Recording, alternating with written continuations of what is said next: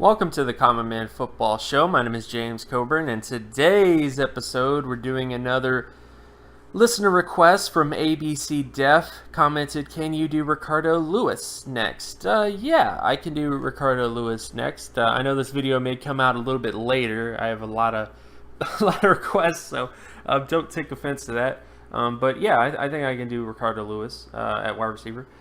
And you know, he's someone who coming out had a lot of positives, had good production, had good athleticism data, and this is a very pivotal year for him based on what he did last year. So, and we'll kind of get into a little bit of that stuff. But for those that aren't very familiar with the work that I do, the terms I'm gonna be using today, at least the terms that may not be as self-explanatory, is gonna be in the description. I know some of you guys have, you know, talked about or at least left comments that, you know, you've already heard this before, so just leave something in the description so you don't go over everything again, because we've already heard it a million times.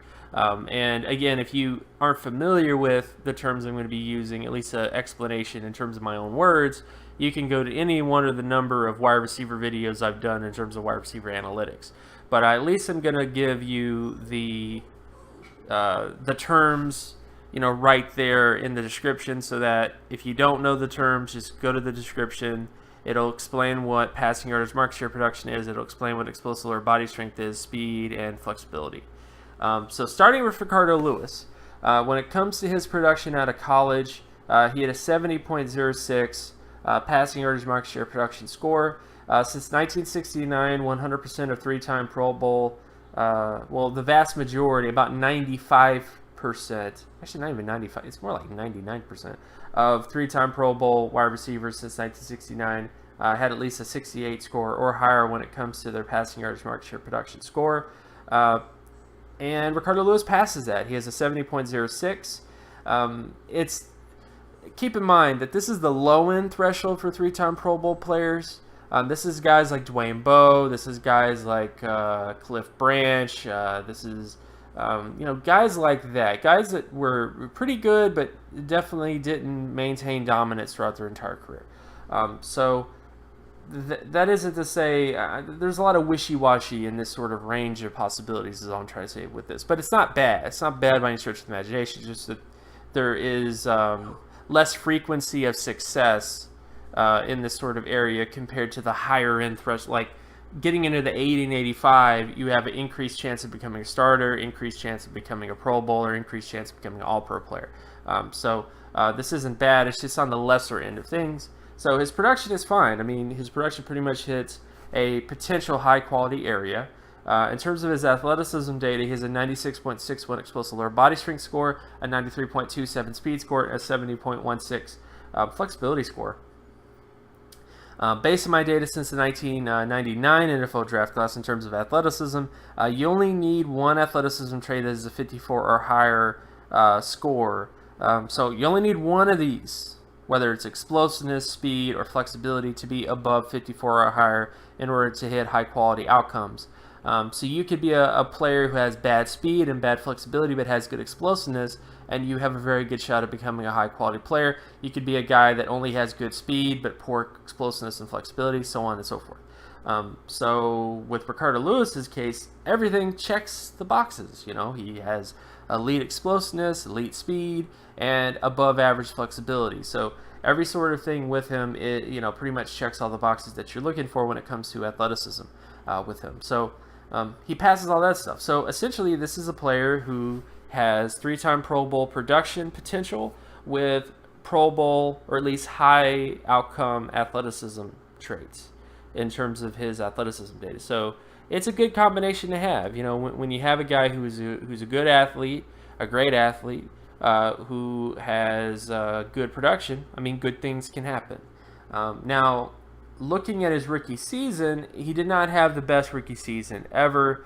Ricardo Louis had a 43.37 percentile score. This is compared to every single wide receiver that did anything last year. This includes wide receivers who caught, one pass for 7 yards.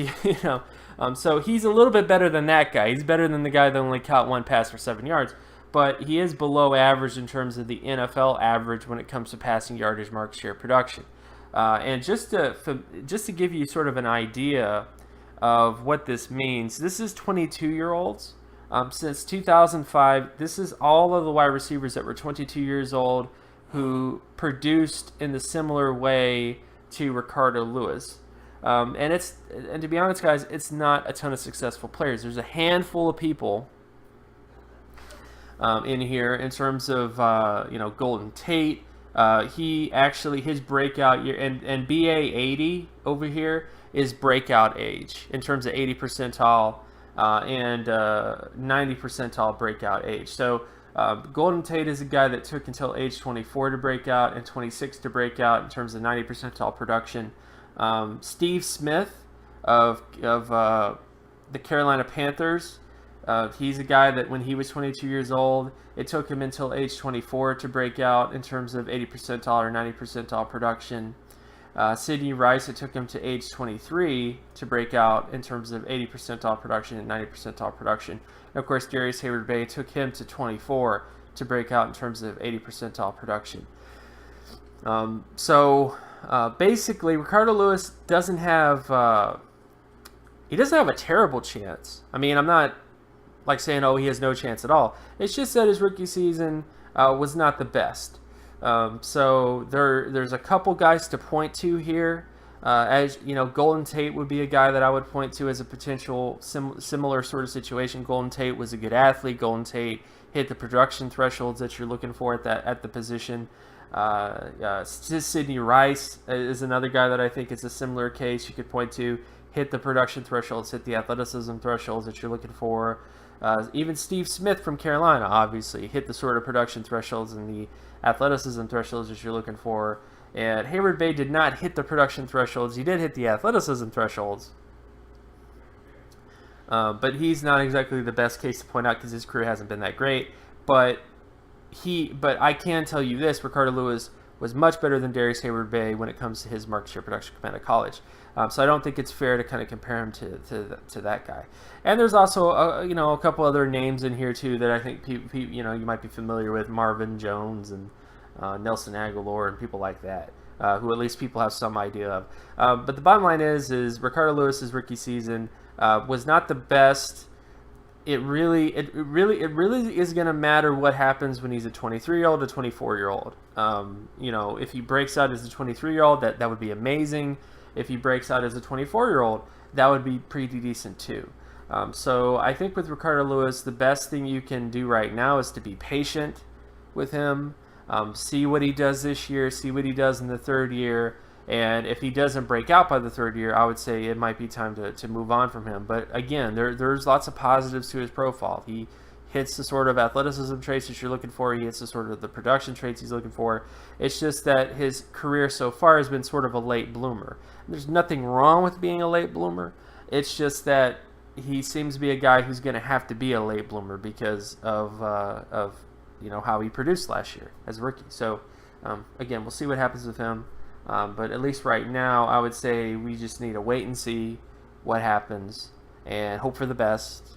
And if you do hope for the best, then I think there's a chance that he could actually break out in a major way. If not this year, then next year. But again, if he gets into his third year and doesn't really do much of anything, I would say it'd be probably time to move on at that point. So again, my name is James Cobern. You can find my work at draftcoburn.wordpress.com. You can also follow me on Twitter at Geometrics. And if you like this content and you want more content like this, be sure to leave a like and subscribe. Share this video as well with anybody that you know. And I will talk to you guys in the next video. Peace.